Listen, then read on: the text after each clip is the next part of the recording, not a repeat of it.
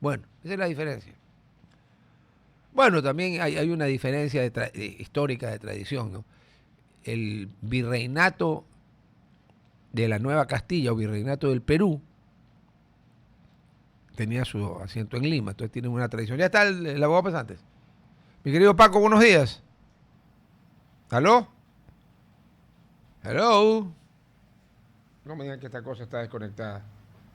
Está conectada, pero no lo oigo. Paco, buenos días. No. ¿Qué? ¿Se fue? ¿Se cayó? Oh my goodness. Si saben que puede aquí venir el 5G o el 7G o el 9G y la telefonía seguirá siendo una merde en francés. Scheiße. Deutschland. Shit. Al English. No. Puede ser que no se pueda, que no pueda sostenerse una llamada telefónica. No puede ser. A mí me pasó ayer, estaba conversando con alguien por teléfono, no por WhatsApp, por la llamada normal. Se cortaba, él me decía, yo lo oía, él no me oía. O sea, dan asco. Y lo peor es que eran buenas.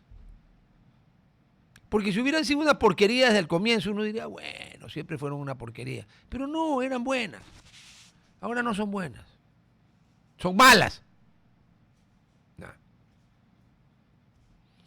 Ejemplo, recibo una llamada, no la contesto, estoy ocupado, devuelvo la llamada. Y me informan que el número que yo he marcado no existe. ¿Cómo no existe si me acaban de llamar de ese número? Hay un contubernio, que yo no sé si sea legal, entre las operadoras telefónicas y los famosos call centers que le llaman a uno importunar la vida vendiendo pendejadas o preguntando cojudeces. Nah.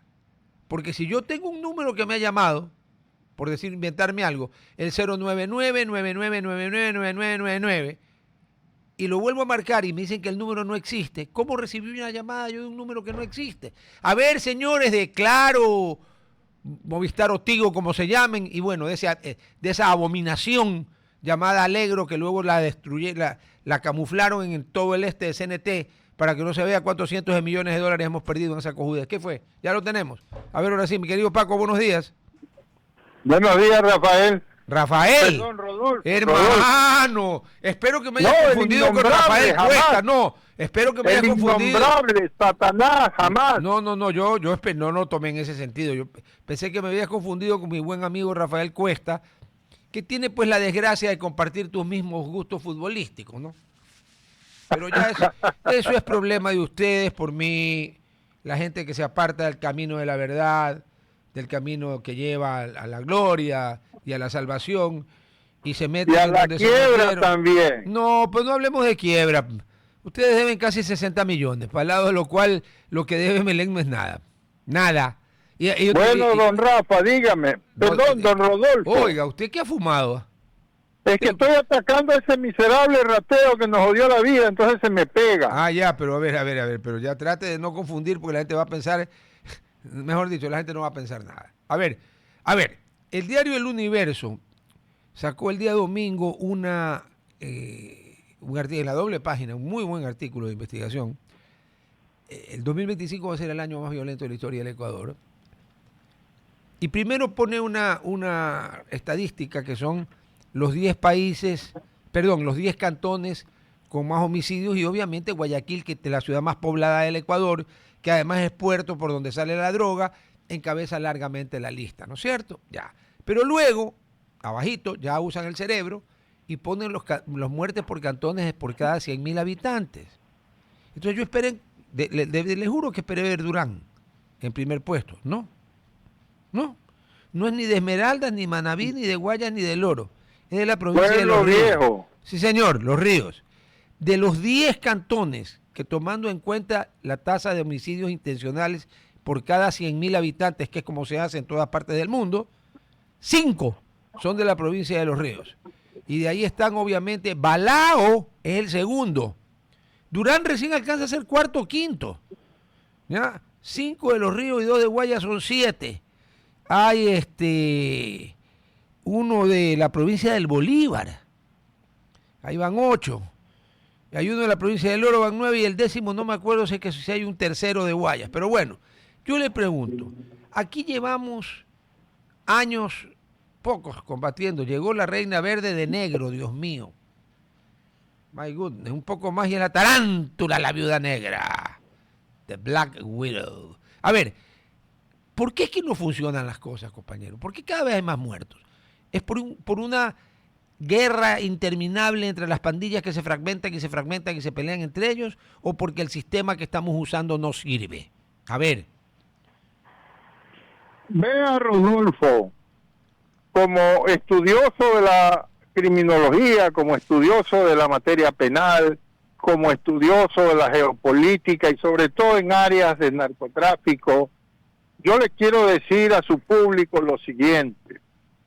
La guerra contra el narcotráfico hasta el día de hoy, 16 de diciembre, es una guerra perdida. En el mundo, en el mundo. Sí, pero aquí es por goleada. O sea, ya, y le pongo los hechos. Vea, yo era un muchacho que estudiaba en Nueva York cuando en cadena nacional, 1970, el presidente Nixon anunciaba que el gobierno de los Estados Unidos iniciaba una guerra contra las drogas, narcotráfico y etcétera. Sí, sí, 1970. Me acuerdo, yo estaba aquí, pero me acuerdo. Segundo, recuerden ustedes que en otro gobierno americano, con Ronald Reagan, 1980-82, se inició el Plan Colombia, ¿sí? Porque los gringos decían que la droga que les llega es de Colombia. Bueno, el Plan Colombia funcionó. ¿Cuántos millones se gastó? Pero a ver, se gastaron en glifosato, quemaron los campos. Sí.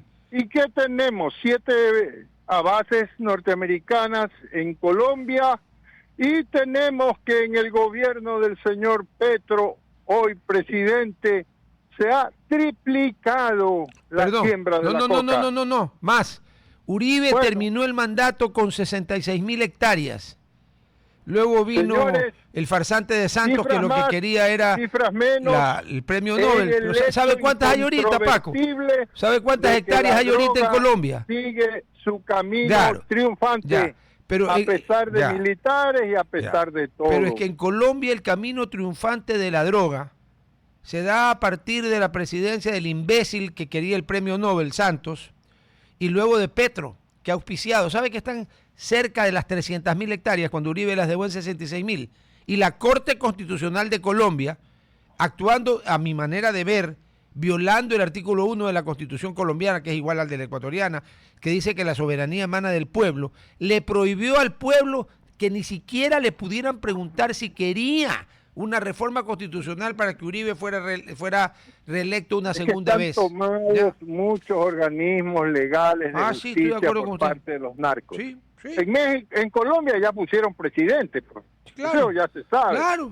Hubo el juicio de los 9.000, que salieron nombres y todo, pero se sigue traficando, igual que en México.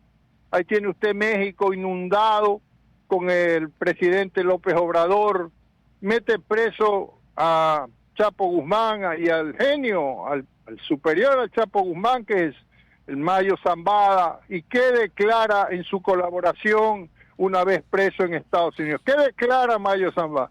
Yo he gobernado por 40 años en México y a mí no me dieron ni una citación de tránsito borracho. Pero es que jamás le iban a dar por una situación de tránsito. La gente estaba muerto donde lo llega a citar al Mayo Zambada. Entonces, señores, ¿de qué estamos hablando acá en este pobre país que tiene 18 millones de habitantes, 6 millones de desocupados, y que la más alta tasa de desocupados están en los jóvenes de 30 a 18 años?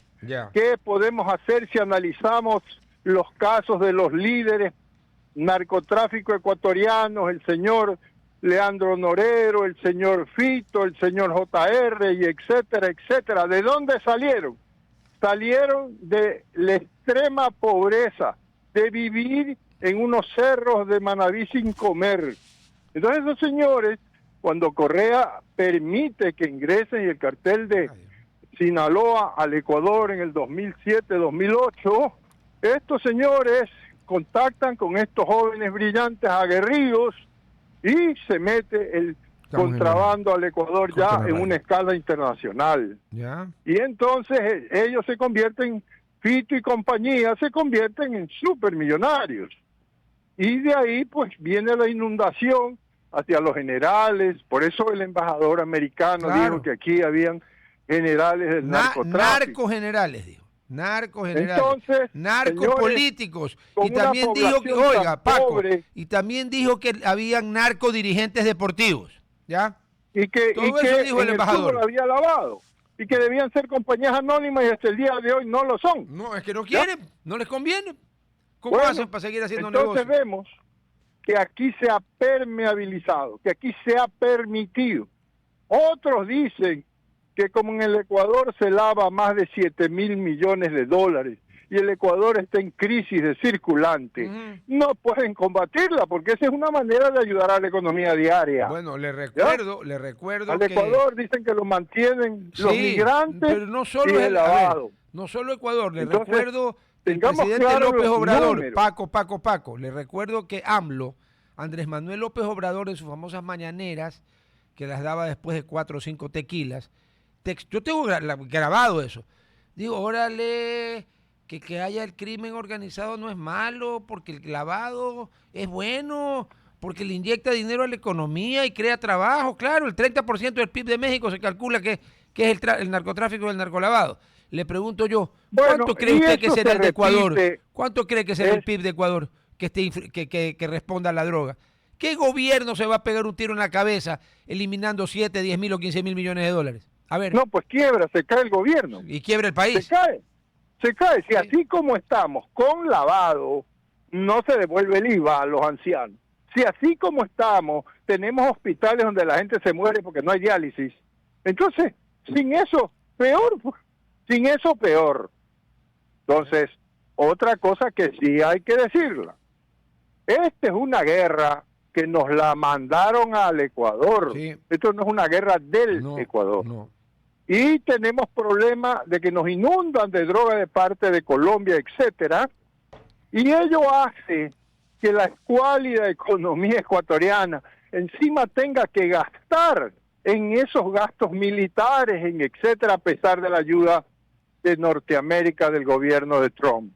Pero no alcanza. Paco, escuchaba ayer al coronel Patiño, jefe de inteligencia. Usted puede tener todo el armamento del mundo, que si no tiene la voluntad de pelear la guerra para ganarla, nunca le alcanza. Pues ya acabamos de hablar de que con el porcentaje del PIB que mueve la droga, dígame qué gobierno va a pelear en serio. Bueno, tenemos que decirlo nosotros los analistas, los que nos invitan a dar opinión en ciertos medios, porque hay otros medios que no nos invitan porque no les conviene que uno diga la verdad. Es que hay medios a los que no les gusta oír la verdad porque como ellos no la dicen, cuando llevan a alguien como usted que la dice de frente y clara, ellos quedan como lo que son. Bueno, yo no le acepto entrevistas a gente pagada, yo no le acepto a gente que me quiera manejar la entrevista. Yo acepto a gente como usted, como a Rafael Cuesta, Carlos Vera, gente que yo confío y que me deja explicar mi punto de vista. Y los fundamentos ¿para legalmente, qué lo invito? como lo estoy haciendo en este momento con datos históricos, geopolíticos y con números. Entonces esa es la realidad ecuatoriana. Frente a esa realidad solución jurídica que manejan hoy en los barrios suburbanos, en microtráfico, donde los jóvenes dicen que ganan 2.000 mensuales, sueldo que gana un ejecutivo bancario. ¿Cómo hacemos competencia con eso si tenemos enorme desempleo? No se puede. Ve allí los números. Simple, no se puede. Yo le hago, el otro día el artículo del que el mar está tomado. Ya. Aquí ha habido siempre la lírica de que pobres pescadores que los obligan. Algunos serán que los obligan, sí debe de haber. Pero yo le hago una pregunta. Un pescador sale en una lancha, en una lanchita, en una lanchota o en un barco y viene repleto de pescado, pero repleto. Eso le puede valer X por 10, X por 100, dependiendo del tamaño del barco. Si en vez de traer pescado lleva el polvito blanco, o lleva los dos, entonces la ganancia se multiplica por 1.000.000, pues, no por 1.000 ni por 10.000. Entonces, Vea usted el resultado de la consulta en lo de las bases militares en toda la zona costera, especialmente donde hay puertos y caletas, y ve el abrumador triunfo del no. Porque nadie quiere dejar de ganar la plata que está ganando, porque con la pesca legal no puede. Trabajo. No, claro, correcto. Aquí está el punto político. A ver, déjame contrabandear droga, porque tú, gobierno del Ecuador, hace 20 años me has matado de hambre. Así que yo me dedico a esto porque con esto yo tengo casa, le doy comida a mis hijos y estoy cómodo. Ese es el punto grave que hay que decirlo y que ningún analista lo dice. Solo citan esto, el otro. No, Deben tener mucho cuidado con la provincia de Los Ríos. Deben tener mucho cuidado. Oiga. Yo me asusté, pocas veces me asusto. Fui a defender a un señor que tenía unas propiedades que entraron a las 3 de la mañana en esa finca y le dieron bala con rifle. Volaron las chapas, los seguros, la puerta de fierro. Entraron y casi lo matan. Yo cogí el caso, comenzamos la prueba. Perdón, ¿usted lo fue a defender muy correcto, de qué? Muy honesto. ¿De qué lo fue a defender si un le era buen atacado? Día, a las 7 de la noche lo mataron al fiscal. Achuzo. Y ahí en adelante yo vine a Guayaquil y le dije a la señora, yo no lamento tenerla que dejar. Yo no voy a arriesgar mi vida. Así están Los Ríos. Pobres fiscales, pobres jueces, abandonados. No tienen respaldo, no tienen guardianes. 2 policías que abajo hay que darles para el almuerzo son los que custodian la Fiscalía Provincial.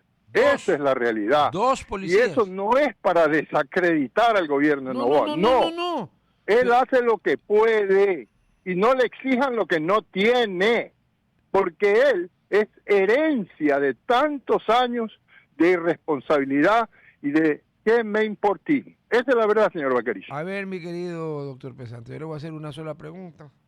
No, todavía tenemos tiempo. A ver, Napoleón Bonaparte, Napoleón I, no el cretino del príncipe Luis Napoleón, que luego fue Napoleón III, que ese sí no sacó un solo gen del tío.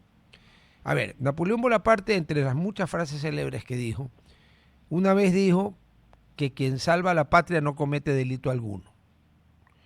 Nosotros estamos en una guerra interna contra gente que maneja infinitamente más recursos que los que el gobierno del Ecuador ha manejado en toda su historia junta. ¿Ya? Y entonces yo pregunto, ¿cómo, estamos nuevamente en la radio, cómo puede ser posible que se pretenda pelear una guerra así de desigual contra alguien que cuando Ecuador gasta $1 en algo, ellos gastan 1.000, 1.000.000, 100.000, la cifra que le guste, pero brutalmente más? ¿Cómo puede ser que se pretenda pelear una guerra con leyes de paz? Cuando uno pelea una guerra, Estados Unidos, usted estudió allá, usted sabe que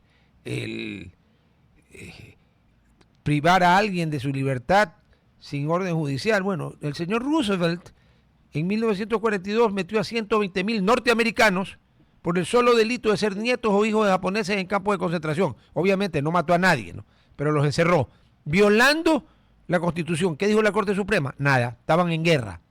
¿Ya? Ese es un ejemplito nomás. Pero aquí, la Corte Constitucional, que está repleta de ignorantes, lástima que se haya ido su primo, el doctor Salgado Pesantes, ¿ya? Pero aquí, cuando fue el tema del matrimonio igualitario, dijeron aquí hay que ponderar. Porque yo estoy de acuerdo, el derecho a la igualdad está por encima. Pero cuando fue de vetarle las leyes a Noboa, ahí no ponderaron nada, dijeron no. Ahí cogieron una lupa y se ciñeron a la coma de la ley.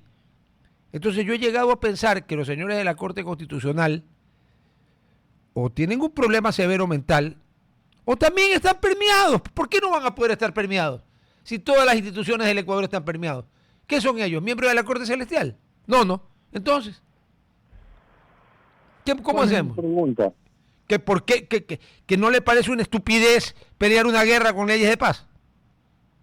Lo que me parece es que hace rato a nivel oficial, en una reunión de presidente y ministros, deberían hacerle un reclamo frontal al gobierno de Colombia, al gobierno de Petro. Decirle, a ver, señor, el dinero que debería estar gastando en los hospitales para la gente pobre y atención en obra pública, tengo que gastar en una guerra desigual, como usted dice, señor Vaquerizo. Es verdad. Si usted es el que me está mandando triplicadamente droga a mi país, haga algo, pues, señor.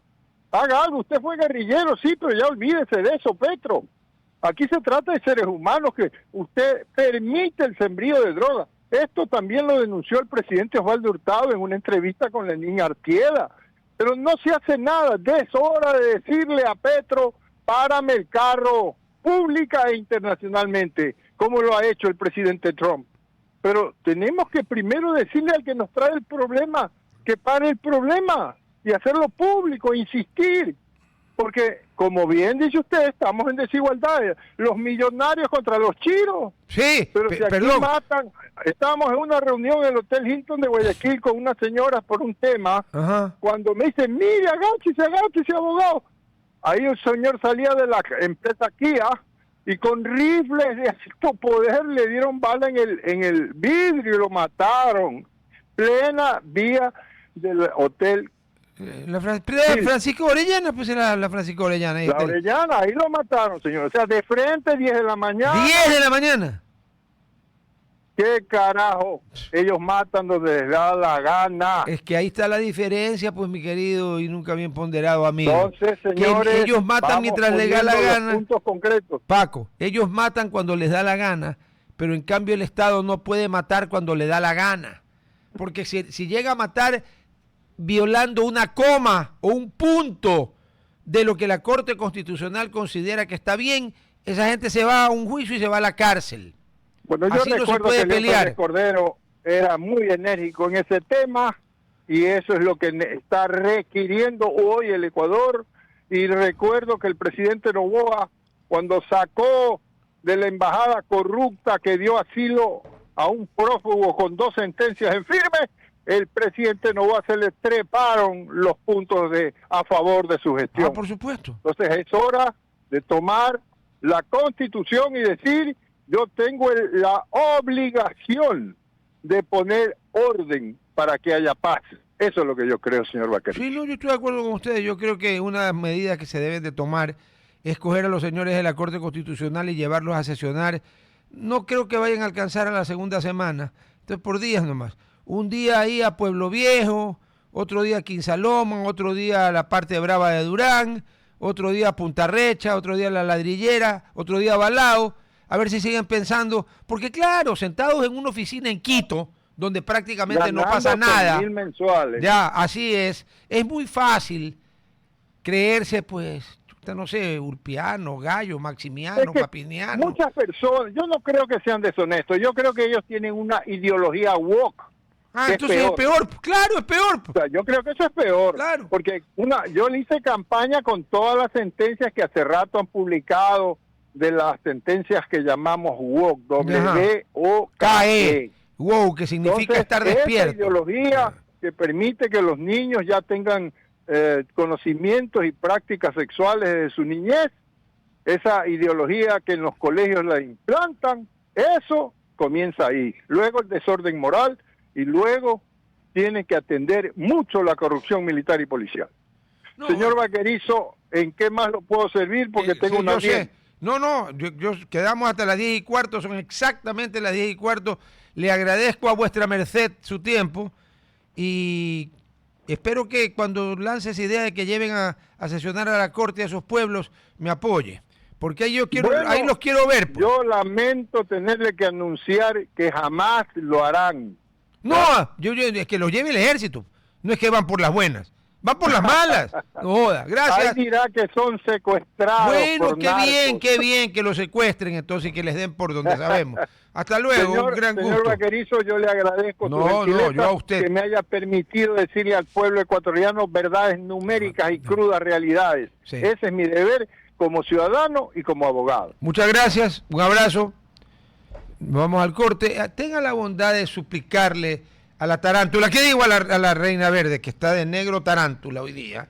Ya verán ustedes que no estoy difamando ni mintiendo a nadie. Negro tarántula. ¿Saben lo que es la tarántula, no? Ese animal así, horrible, con ni sé cuántas patas, que algunos dicen que no son venenosas. Yo no tengo la menor intención de hacer la prueba. Nah.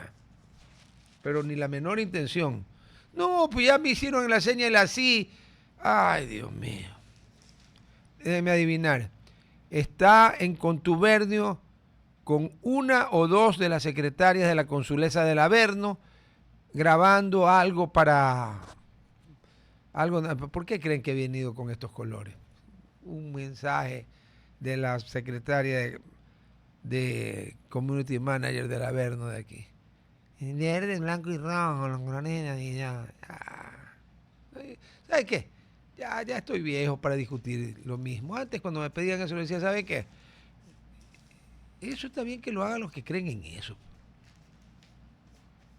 Para comenzar, la Navidad, o sea, la Natividad del Señor, no fue la noche del 24 al 25 de diciembre. Eso es un imposible histórico, climático y etcétera. ¿Ya? ¿Por qué le pusieron esa fecha? Para que coincida con una festividad pagana. ¿Ya? Claro que pedirle a la mayoría que no leen ni las tiras cómicas cuando habían tiras cómicas, que entiendan eso, pues no, pues a ver, aquí tengo el Universo, que antes tenía una... Bueno, antes era un señor periódico bien grande, ¿no? Ahora ya parece un tabloide, de tamaño, ¿no? No digo de contenido, por si acaso. Y déjeme ver si encuentro pues una tira cómica aquí yo. No hay. O sea que ahora resulta que me pueden decir que la gente ya ni lee las tiras cómicas porque los periódicos no las publican. Estamos jodidos. Buenos días. Usted ha venido de Black Widow disfrazada de tarántula, porque usted es la que cree que las tarántulas son inofensivas, ¿no? Claro, es que las tarántulas en realidad Dios mío, no... Pobrecito, hasta uno que es ateo se persigna. O sea, son inofensivas las tarántulas. Las tarántulas no tienen un veneno que represente un riesgo mortal para los humanos. Pero tienen veneno. Bueno, claramente ya empezamos Ecoverde, ¿no? Hablando de las tarántulas y de si son venenosas o no. No, la gran mayoría no tiene veneno. Por eso encontramos muchas fotos que son virales de personas que van al bosque seco tropical, por ejemplo, que tenemos aquí en Guayaquil, y se toman una foto con una tarántula en la cara. Porque obviamente no representa un riesgo, sino sería... ha habido toda la vida. No, en realidad personas que deberían estar en el Instituto de Neurociencias asilados, hay un montón. No tienen un veneno que sea ni mortal, ni realmente cause una hospitalización, ni de ningún tipo, y son animales realmente que huyen del contacto del ser humano. Tengo la oportunidad de haber visto en vivo una color tornasol en Cerro Blanco, maravillosa. Que consuma agua natural y no la... El café de la radio, el café de RTP. ¿Huele a café? Delicioso. Ya estamos al aire. Listo, sí, ya estamos al aire y comenzamos con nuestro pedacito de los martes y los jueves. Ecoverde, estábamos conversando con Rodolfo de uno de los animales icónicos del bosque seco tropical, este ecosistema que tenemos aquí en Guayaquil. Y me preguntaba a él si las tarántulas representan algún riesgo, si son venenosas. No, yo no le preguntaba. Yo le dije que usted es la que dice que las tarántulas, ese animalito tan lindo, entre comillas. Preciosas. Que a no mí me parecen maravillosas. Bueno, las tarántulas problema. no tienen un veneno que represente ningún riesgo mortal para el ser humano ni hospitalización. La gran mayoría de las tarántulas incluso no tienen veneno y si bien pueden morder en un acto de defensa, esta picadura no representa tampoco ni necrosis, que es que se muera el tejido, ni ningún tipo de neurotoxina, que significa que tengas algún problema con los nervios o el cerebro. Y dato curioso, la tarántula del bosque seco tropical que tenemos en toda la región de la cordillera de Chongón-Colonche, que compartimos con provincias hermanas como Manabí, Santa Elena, con El Oro, una parte de los ríos, es un alimento crucial para un tipo de avispa que se conoce como la avispa Pepsis. Esta avispa, como la Pepsi-Cola. Bueno, es que parece una cola chiquita, en realidad es una de las avispas más grandes en el mundo, es una avispa enorme que vive en solitario y en lugar de tener panal hace huecos en el suelo. Yo pensé que usted me iba a decir que hacía botellas, porque le dicen Pepsi. No, porque es súper grande, es una avispa enorme y esta avispa, ojo, es una de las luchas más icónicas dentro de la naturaleza. Les recomiendo buscar este video en YouTube, avispa Pepsi versus tarántula. La avispa y la tarántula es del tamaño de un plato mediano, imagínate el tamaño de la avispa, para que entren a una carnal batalla en la cual la avispa normalmente termina ganando y deja a la tarántula en un estado de coma. Luego de esto lo lleva a su nido y sirve de alimento y pone sus huevos dentro del cuerpo de la tarántula. Puede sonar una película de terror, pero en realidad habla de qué tan juntos o qué tanto se necesitan la evolución de un ecosistema tan árido como lo es el bosque seco tropical, que tiene 6 meses sin una gota de lluvia en este tipo de especies maravillosas. Así que a cuidar nuestras tarántulas del bosque seco tropical y nuestras avispas Pepsis también. ¿Sabes qué? Gerhard, préstame un pañuelo que voy a llorar, porque ya mismo nos va a decir que la tarántula no solo que no pica, y si pica no hace nada, sino que es benefactora de la humanidad. Pero por supuesto, mantienen equilibrio. Dios mío, ¿para qué le di, cuerda? Solamente el hecho... Déjeme pedir perdón. Como decía el coronel Agustín Álvarez Borja, que paz descanse, el que habla con cojudos es usted, o sea, el cojudo soy yo. Le doy cuerda. ¿A quién le doy cuerda hablando? En realidad... No dije nada, ya sigan con el programa que yo no dije nada. Las interacciones en la naturaleza son mucho más complejas de lo que pensamos. Y debes recordar, por ejemplo, la campaña que se ha hecho en Guayaquil para erradicar este pensamiento de que la zarigüeya es un roedor. ¿Correcto? No, cuando usted me dijo que se comían ni sé cuántos millones de garrapatas, desde ahí me cae bien. Pero la zarigüeya es un marsupial. En realidad, la zarigüeya viene a ser el canguro latinoamericano, por solo así que no decirlo. tiene la... Sí, claro, tiene tiene la bolsa, marsupia, exacto, y lleva a sus crías sobre ella en las marsupias y también conectadas a sus glándulas mamarias, como otros marsupiales que tenemos también en Ecuador, como la raposa, la zarigüeya, etcétera. Y por supuesto, como tú dices, si desaparecemos... La raposa, en ciertos lugares, la raposa es el zorro. No, zorro le dicen a la zarigüeya, la raposa es un poco más pequeña y más bonita. Ah, ya. Se encuentran, menos fea, querrá decir. Es mucho más pequeña y tiene los deditos, la pata tiene los dedos como palmeados. Entonces, ¿Usted le ha cogido los dedos? No, también tienen como un antifaz negro. Son más bonitos. No voy a decir antifaz negro. No voy a decir que la zarigüeya es fea porque a mí me parece bonita, pero entiendo que la gente que desconozca crea que es un roedor. Sin embargo, si desaparecemos las zarigüeyas, nos infestamos de garrapatas y otros insectos que son controlados por la zarigüeya. Que en la sabiduría popular atacan los gallineros y matan gallinas, ¿qué son? Zarigüeyas. Pero si la zarigüeya, por lo que usted me dice, no sería carnívora. No, sí, la zarigüeya caza y sí es un relajo para las personas que crían aves como los pollos, por ejemplo. La zarigüeya es omnívora. Si está comiendo también... omnívora, ya claro, le entendí. pero si come garrapatas... O sea, come de todo. Come de todo, correcto. Pero ¿Comerá wokes? No. Uy, te tengo unos stickers, me has hecho coro. Pues te voy a traer unos stickers que vas a amar. Si come wokes, yo le consígame unas 500 zarigüeyas para ver si se lo almuerzan al que sabe. Pero bueno, vamos a avanzar un poquito en un programa de 2 partes que tengo, que voy a dividirla en este análisis y luego en noticias propositivas, porque quiero que terminemos el año de manera... Oiga, pero todavía falta, estamos recién 16. Claro, pero lo que pasa es que vamos a traer algunos programas en el tema y quiero hacer un balance de más o menos cuál es el estado en el tema de conservación, en el tema ambiental para Ecuador. Es un análisis basado en noticias, pero también personal de lo que nos depara en torno a la geopolítica mundial también, en la cual hemos visto, yo no lo considero retrocesos, considero que son aprendizajes de los que podemos aprender. Todos, valga la redundancia, todos los países que estamos dentro de este proceso de desarrollarnos de manera sostenible. Hay cosas que han funcionado, hay otras que no. Países del primer mundo que han tenido que retroceder en los avances en el tema de la legislación ambiental demasiado proteccionista. Y cómo este tema también de la bioeconomía va tomando fuerza un poco más que las típicas escuelas económicas austriacas, por un lado, y por otro lado, pues un poco más la participación del gobierno en temas económicos. Sí, porque la escuela austriaca, cero. Es muy liberal y habla así, ¿no? En realidad la escuela austriaca sí contempla el tema de la sostenibilidad como una parte crucial, porque si hablas de la sostenibilidad financiera, ergo debes hablar entonces de la sostenibilidad del recurso que estás usando o del ciclo cerrado, o de cómo creas estos empleos que al final del día no tienen que ser del gobierno. Lo que te propone en realidad la Escuela Austriaca de Economía es que seamos libres de poder crear el empleo que necesitemos en el momento y que esto no sea una responsabilidad del Estado como tal. Pero Europa también ha tenido sus avances, digamos, o sus aprendizajes y sus retrocesos. Alemania viene de contar una historia en la cual esta política verde muy exacerbada o muy extremista, si bien encontró muchísimo apoyo en el comienzo y en parte tiene esta apertura, digámoslo así, dentro del gobierno por Angela Merkel, que viene a ser una persona de derecha que en realidad no tenía por qué cumplir con las expectativas del tema de la sostenibilidad.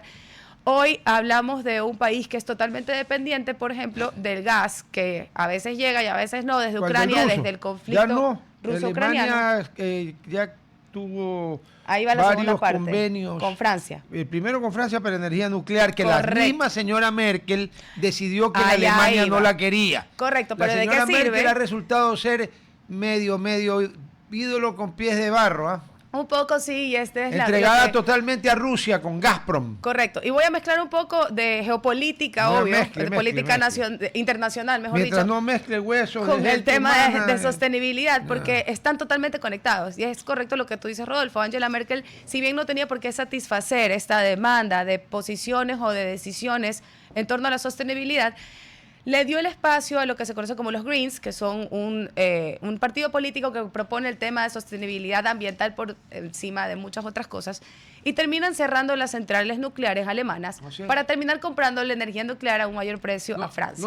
Claro, a Francia ahora. Francia, pero correcto. cuando cerraron las nucleares fue para comprarle gas a Rusia. Correcto, y luego del conflicto ruso-ucraniano se dan cuenta que tenían una dependencia enorme a este gas, y que obviamente, a este gas ruso, ucraniano, y que estaban pues obviamente a merced de un conflicto que ya estaba tomando la forma que tomó y duró todo el tiempo que duró. Es que iba a durar 3 días, pues acuérdense. Por supuesto. Y después 3 semanas. El año que viene cumple 4 años. Ahora, ¿qué fue lo que pasó con la política? Y estoy cogiendo el caso de Alemania un poco para que veamos hacia dónde nos pueden llevar muchas veces políticas insostenibles financieramente o políticas insostenibles financieramente también, por justamente no tomar en cuenta que los recursos son limitados y que tenemos que utilizarlos de manera sostenible. Creo que tanto derechas como izquierda tienen una historia que contar en torno a sus experiencias en aplicar la sostenibilidad como políticas públicas o como parte del manejo económico de un país como tal. Luego de este, digámoslo así, tropezón de los verdes o los Greens en Alemania, se gesta más bien de alguna manera un proyecto de derecha muy extremo que empieza a tomar más bien estos espacios que habían sido considerados para llegar a una línea de centro-derecha, por así decirlo, que se contemple la sostenibilidad. Les recuerdo que Angela Merkel, siendo de derecha, fue quien aceptó que se cierren también el tema de las centrales nucleares bajo presión, obviamente, de la agenda política de los verdes, como por así decirlo.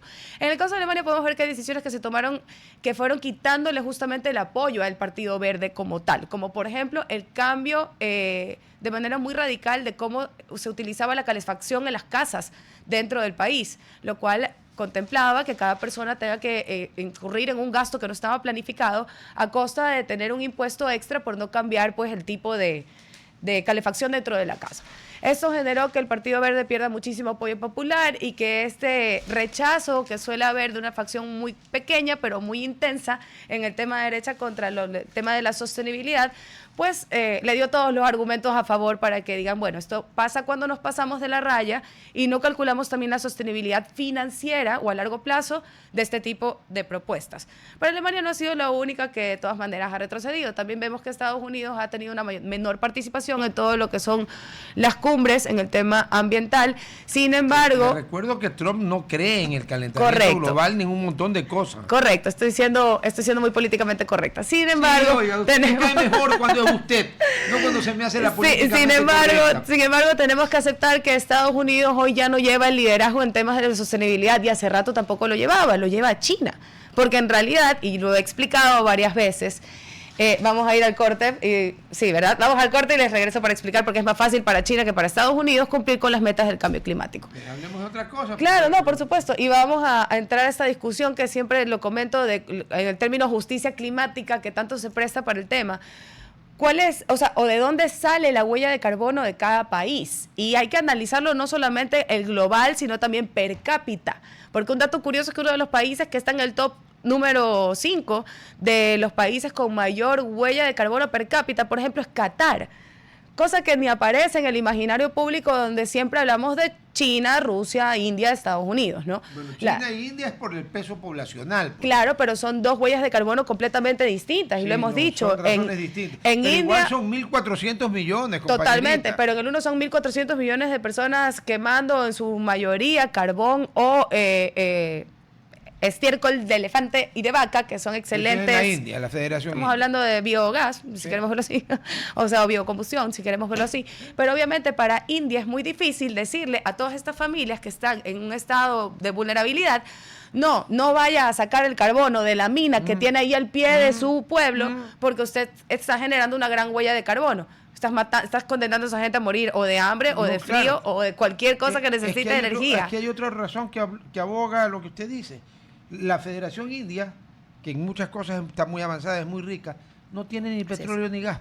Correcto. Entonces, si tú no tienes petróleo y gas y tienes 1.400 millones de habitantes, explícame, por favor, que yo soy medio brutito. Mira, creo que el tema de la sequía y la recesión energética mundial que hubo en el 2024 ha impulsado un montón. Ya hay marcas como Westinghouse que hoy ya te venden reactores nucleares, pero Westinghouse está vendiendo reactores nucleares. No, pues Westinghouse, desde que tengo uso de razón, ya era una supermarca a nivel mundial. Claro, pero lo interesante aquí es que ahora la propuesta para países que son geográficamente inestables, como Ecuador, que estamos con un montón de volcanes y terremotos y todo, es energía flotante nuclear. La solución en realidad... Despacito, que yo soy brutito. ¿Energía flotante, dijo? Sí, correcto. Uy, las barcazas... Aquí le han echado algo. Las barcazas... No, pero huele a café, ¿no? Así no como es... las barcazas pueden transportar... flotante. Usted habla de en barcaza, claro. Porque... yo pensé que usted hablaba de que la energía nuclear iba a flotar en el aire. Y digo, ahora sí, ya me la llevo al instituto de aquí. Si le preguntas a los, creo que son finlandeses, que acaban de instaurar el primer sistema eléctrico sin cables a través de la base de Tesla, bueno, no estamos muy lejanos de eso, Finlandia. Pero estamos a años luz de Finlandia. Este tipo de energía nuclear flotante es muy segura para países inestables. ¿Por qué? Porque en el caso de que haya un terremoto no eres afectado, y en el caso de que haya un tsunami, como se hace con toda embarcación, lo que se hace es transportar mar adentro a los barcos, y simplemente... No a puerto. No, afuera. todo lo contrario, es mar adentro donde se llevan las embarcaciones cuando hay tsunami. Es más, les doy un tip: si usted quiere saber si hay tsunami de verdad, mire los barcos del puerto más cercano que tenga. Si hay barcos todavía en el puerto, no hay alerta de tsunami. Si no hay barcos, agarre sus petacas y va. Corra, súbalo más alto. Correcto, entonces no habría este riesgo de tsunami ni de terremoto si estamos hablando de uno de estos reactores nucleares pequeños, contenidos, seguros, que se están fabricando ahora, con marcas como, repito, no es por hacerle propaganda, es simplemente porque es lo que he tenido yo acceso. No, por supuesto, los precios, bueno, habría que diluirlos, pero en el sentido, yo creo, y me voy a poner un poco profundo aquí, que el reto más grande de la humanidad en realidad es energía infinita. En el momento en que el ser humano pueda tener acceso a energía infinita, pues podremos avanzar en todas las tecnologías que estamos esperando. Hay varias teorías. Yo soy un ignorante en esas cosas. Alguien tuvo la bondad de darme una explicación que entendía a medias, pero le cuento que la energía infinita es, es posible, y de hecho ya han habido experimentos sobre eso. Claro, o sea, debe tener un fin en algún momento, pero para nuestro lapso de vida es... Algo que hasta yo entienda. Es como una especie de algo que se retroalimenta. Sí. Entonces, igual el principio de entropía dice que vas a perder un poco de energía en cada paso, pero ¿no? Si se retroalimenta, claro. Correcto, pero es como que le expliquemos a una persona que el sol no era infinito mientras lo vio y lo ha visto toda su vida, ¿no? Y un poco el tema de la... no es infinito, pues. Eventualmente, correcto, eventualmente se gasta la energía de todos los sistemas, pero en el caso de la energía nuclear es una energía increíblemente eficiente en términos de lo que se puede hacer. Limpia porque no produce gases de efecto invernadero, y por supuesto el desecho que genera, que es un desecho peligroso, debe ser manejado de una manera responsable y coherente, pero comparado con la huella de carbono que tiene cualquier otro tipo de energía, se considera como una energía limpia. En lo personal, y sabes lo que pienso, ¿no? Para mí es un error que en lugares donde se pueda tener energía nuclear, porque no hay riesgo de estos problemas geológicos, se cierre a costa de que hay el riesgo de que pase lo que pasó en un Chernobyl o en un Fukushima, cuando lo que pasó en ambos casos... El problema es que los enemigos de la energía nuclear te citan. 3 Mile Island en Estados Unidos. Sí. Chernobyl en la Unión Soviética, lo que ahora es Ucrania. Que ese sí es un error humano. Claro. Fukushima. No, de humano no, de imbéciles, porque eso de la Unión Soviética era un imbécil. Y el otro, en el Japón, hubo un terremoto. A la central no le pasó nada con el terremoto, el tsunami. Correcto. Regresamos del corte, estamos en Ecoverde, estamos haciendo un análisis de cuántos aciertos y cuántos reveses ha tenido el 2025 en términos de sostenibilidad, pero viéndolo desde el plano geopolítico. Hablamos de que Estados Unidos hoy ya no es un gran defensor del cambio climático y que hace muchos años ya no lidera tampoco esta transición, indistintamente de su presidente. ¿Por qué China se convirtió en el principal líder en términos de cambio o transición a energías renovables? Pues porque es al país que más fácil se le hace. Y déjenme explicar esto. La huella de carbono de India proviene, por ejemplo, de muchas familias de escasos recursos teniendo acceso a minas de carbono y a estiércol de vaca o de elefante para... No, las vacas son sagradas para la India. Ya. Correcto. McDonald's vende pollo allá, no vende carne. No, pues está loca. Sí, así es. Se llama adaptación cultural, por favor. Pero en el caso de Estados Unidos, la huella de carbono es por cada persona, porque cada persona consume un montón de gasolina, consume un montón de cosas que tienen una gran huella de carbono importadas desde muy lejos, o simplemente porque el ratio de consumo de vida o el nivel estándar de vida nuestro, oye, perdón, de Estados Unidos, qué bruto que soy, dije nuestro. El estándar de vida de ellos implica un consumo, por supuesto, el no poder solo adquisitivo, de plata, sino de, ¿cómo se llama? De huella de carbono. Correcto, el poder adquisitivo de un estadounidense promedio es mucho mayor que el de una persona en India. No. Sin embargo, en India tenemos también uno de los principales países que aportan a la huella de carbono, ¿cierto?, a nivel internacional. ¿Por qué a China siempre se le ha hecho más fácil reducir su huella de carbono y tener una transición energética sostenible? Porque China o el gobierno de China es dueño de la gran mayoría de las empresas, si no todas las empresas del país. Y la huella de carbono ahora de China... Ya no, ahora hay bastantes que son de multimillonarios. Cada vez hay más multimillonarios en la lista que son chinos. Sí, pero entre Hong Kong pero el gobierno es socio. El gobierno es socio del 51% de casi todo. Es partner.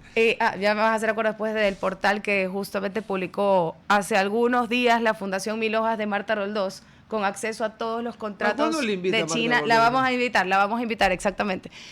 Regresando a por qué China podía hacerlo tan rápido, porque es dueño de las empresas y la huella de carbono de China claramente es por su gran parque industrial, no por el nivel adquisitivo de cada persona de China. Es decir, cada persona en China no es que tiene una gran huella de carbono porque trae un montón de productos importados o anda en un carro gigante donde gasta un montón de gasolina, correcto. Para ellos es fácil controlar su huella de carbono porque era el gobierno a través de la industrialización de este semicomunista, pero también abierto al mundo régimen, lo que hizo que la huella de carbono se volviera tan alta. Y recordemos la calidad de aire en China. Era para las Olimpiadas, o limpiaban el aire o no había Olimpiadas, y lo limpiaron. Y más allá de pero la fachada. Pero eso solo lo puede hacer un país como China. Correcto, porque ellos manejan absolutamente todo. Claro. ¿Quién le va a discutir al gobierno chino que si la pico y placa es hoy día o no? O si es que voy a andar en bicicleta o qué parte a un lugar inhóspito. Y por otro lado empezaron a calcular que las faltas al trabajo por estos problemas de enfermedades respiratorias estaba haciendo que realmente sean bastante ineficientes. China ha podido reducir su huella de carbono y convertirse en uno de los países líderes en transición energética porque tiene todo el poderío para hacerlo. Y porque China además no tiene el problema en la India con las vacas. Total, no. Entonces allí no hay ese problema, allí las vacas se mueren.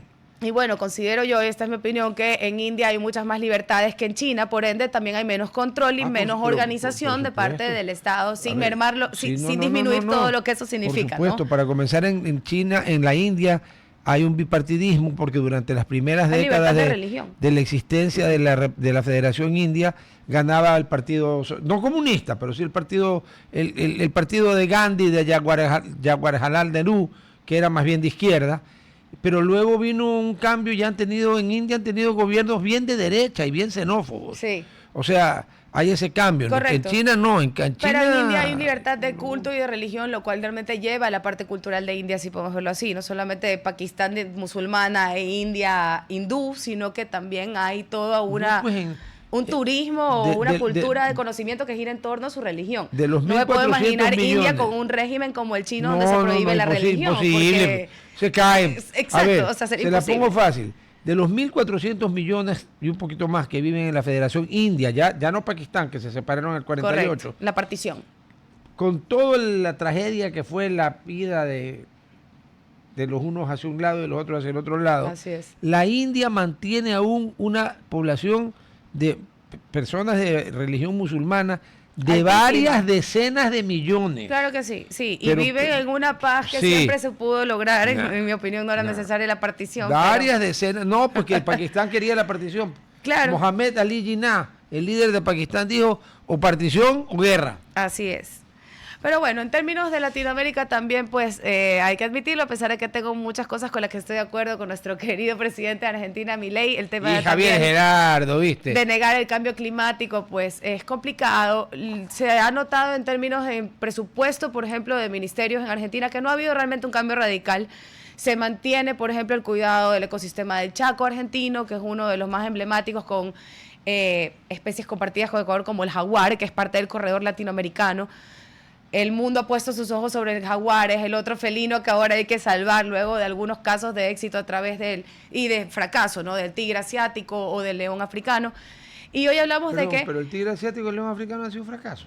León no, el tigre sí. Uno de los tigres se fue extinguiendo en el camino, otros están en peligro crítico de extinción y criados solamente ex situ. Ya fuera del lugar, no están en su hábitat. Ya cuando hay tres maneras... ¿Y el tigre siberiano, que es el felino más grande del mundo, más grande que el león? Recordemos que hay 3 niveles de protección para un ecosistema o una especie. El primero y más importante es proteger su ecosistema. Si tú no puedes proteger el ecosistema, lo siguiente que te queda es proteger la especie. Y cuando ya no puedes proteger la especie, proteges los genes. Estos son los 3 niveles que le quedan al ser humano para no perder este mundo donde en el cual están todas las curas para las enfermedades y no terminamos de descubrir, ¿no? Si voy a decir una estupidez, me dice nomás, ¿no? Tranquilo. A ver, cuando habló de los genes, me acuerdo de Dolly. Si pudieron clonar una oveja... O de George. ¿Por qué no pueden clonar un tigre? George también es un ejemplo. Al solitario George. George era el de la tortuga. Yo pensé que había un tigre que también se llamaba George. Ese es el de la jungla. El solitario George es una tortuga que era la última de su especie y se trató de proteger sus genes a través de mezclarlo con otras especies similares, sin embargo nunca se logró. No se pudo. Cuando tú ya no tienes cómo proteger el hábitat, lo primero que pasa es que esta especie obviamente empieza a extinguirse.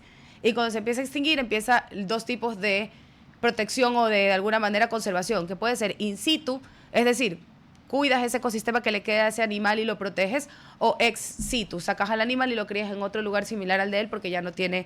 Sí, no es un zoológico. Exacto. No estamos hablando del zoológico. No, bueno, todos los zoológicos son conservacionistas, ojo, hoy ya no existen zoológicos al modo del circo de los años antes 70. Eran pequeños, pues ahora entiendo que hay parques que son enormes. Hoy todo zoológico al que tú vayas, y hablo del Pantanal, del de Guayabamba, hay algunos zoológicos insignias en el país, por favor vayan, porque justamente mantienen programas de conservación con otros zoológicos en el mundo, y hoy los zoológicos mantienen y son reserva de genes de muchas de estas especies que obviamente no tienen los fondos que necesitan para seguir. Regresando a Latinoamérica, pues recordemos que Latinoamérica es el lugar más peligroso del mundo para hacer activismo ambiental y lo sigue siendo. Ya no solamente por la persecución heredada, se podría decir así, de los grandes poderes que siempre han usufructuado los recursos naturales, sino que ya también hoy hablamos de grupos delincuenciales organizados, ¿no? Si antes para una persona conservar un ecosistema que estaba o tenía mucho interés económico a niveles legales, imaginémonos hoy que no solamente son intereses legales, muchas veces inmorales, sino también ilegales. Ecuador y Perú enfrentan un secuestro marítimo nunca antes visto. Han habido varios reportajes al cierre de este año, no solamente del New York Post, si mal no recuerdo, del New York Times, perdón, y alguno otro de BBC. Está saliendo también un reportaje en la revista Vistazo sobre cuál es el secuestro que tiene nuestro recurso marino, y con él la cultura chola peninsular, no solamente de Ecuador, sino también la cultura chola de la costa de Perú, sometida totalmente a la mafia internacional que controla ya las aguas de toda la costa que rodea la salida más grande, pues, de cocaína del mundo, oficialmente. Por otro lado, en la selva amazónica tenemos la lucha de nuestras poblaciones indígenas contra la minería ilegal, que se viene extendiendo ya desde la base del Amazonas en Brasil, desde la base del Amazonas de Perú, y ya está consumiendo todo el Amazonas ecuatoriano.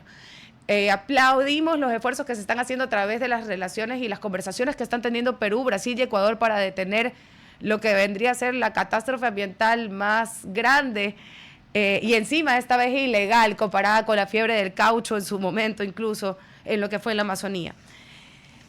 Hoy se tiene que priorizar la protección justamente de estos defensores de la naturaleza, porque son los únicos que están en estos territorios donde hoy muchas veces los estados han perdido incluso el poder de proteger los recursos que le pertenecen a todos. Hoy ya vemos que en noticias internacionales se habla que la ruta de la cocaína poco a poco se va a ir apagando, porque la ruta del oro ilegal representa muchísimo más ingreso y es mucho más fácil que lo otro.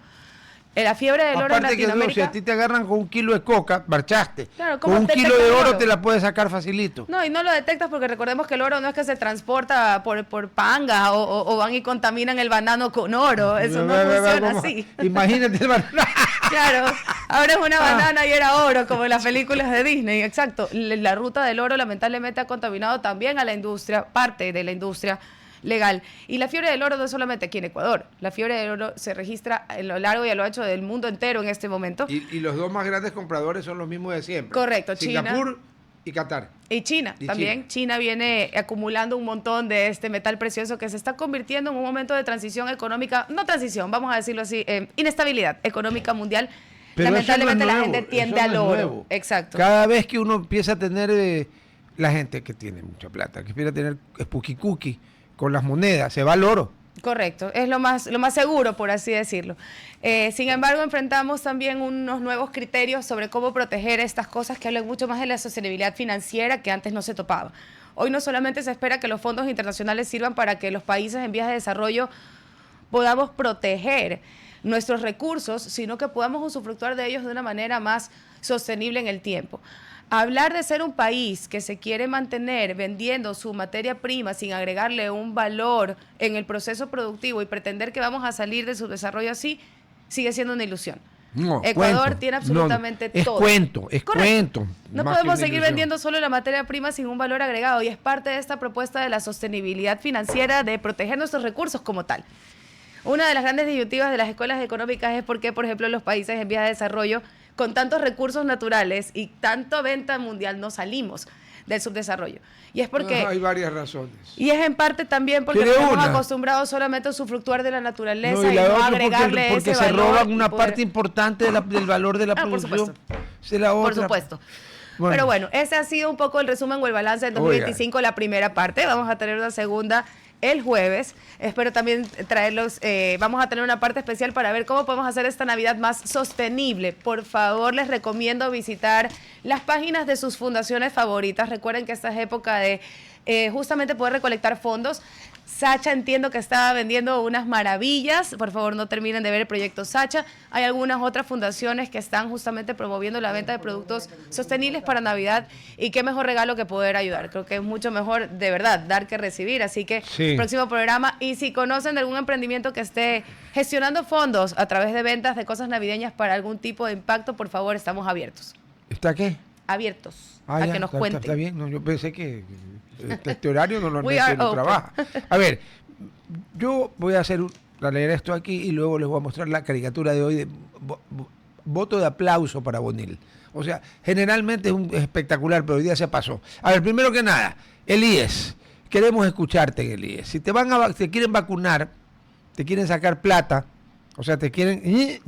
si es una queja o denuncia por corrupción, no por maltrato ni por mala asistencia, no, por corrupción, escribe al 096-253-2338 o ingresa a denuncias.ies.gov, B larga, S. El seguro te asegura que esto es seguro y además confidencial y que está disponible 24 horas al día, 7 días de la semana. Con lo cual cumplimos la campaña cívica con el IES. Y para los que vayan a ir a Manabí en estas festividades que se aproximan, que son dobles, la de Navidad en la que no hay puente, el 26 es laborable, y la de fin de año en la que sí hay puente, el 2 de enero es feriado. Es la diferencia está por el consumo de alcohol pues, entre las dos fechas, por eso es. Entonces, si te vas para Manabí, vaya a conocer el hotel el número 10 de la cadena Oro Verde, que está en Puerto Viejo. Ahí convertirás tu estadía en una estancia llena de confort, instalaciones modernas y diseño vanguardista. Y desde el mes de julio está funcionando el restaurante Monte, que es haute cuisine inspirado en las raíces de la cocina manabita, que es espectacular y conocida a nivel nacional e internacional. Así que después de comer, más tardecito, te vas a Solira Rooftop a disfrutar del atardecer que te puede enamorar, piqueditos, traguitos. Ahora sí, ya es problema tuyo con quién vas a ver el atardecer, ¿no? Y ahí el hotel se deslinda responsabilidad. Conoce más en oroverdeprodoviejo.com. Oro Verde Puerto Viejo es tu nuevo gran destino. Esto acá es, ponme la primera, porque son dos. No, pues son las dos fotos. Bueno, préstame el periódico, para decirlo yo. La que no están viendo es que es una doble. Lo que pasa es que el consumo de azufre lo tiene perjudicado a Gerhard. Aquí, ¿qué sale? Sale la respuesta. Pero primero sale, aquí ven ustedes, aquí está el barbudo, ¿no? Boric. Sale Boric y le dice, oiga José Antonio, ese es Cast, acá no tenemos eso de la tinta saltarina, ¿no? Contesta Cast, no, pues, acá somos civilizados, decentes y se aceptan las derrotas, pues. Esa es la diferencia. Allá no se le ha ocurrido decir ni a Boric, ni a la señora Jara, que es miembro del Partido Comunista de los 14 o 16 años, que la tinta saltó, que el papel era reactivo en contra y reactivo a favor de un lado y del otro. O sea, Chile sí, está bastante más avanzado que nosotros. Nos vemos mañana, chao. Bye, bye. RTP.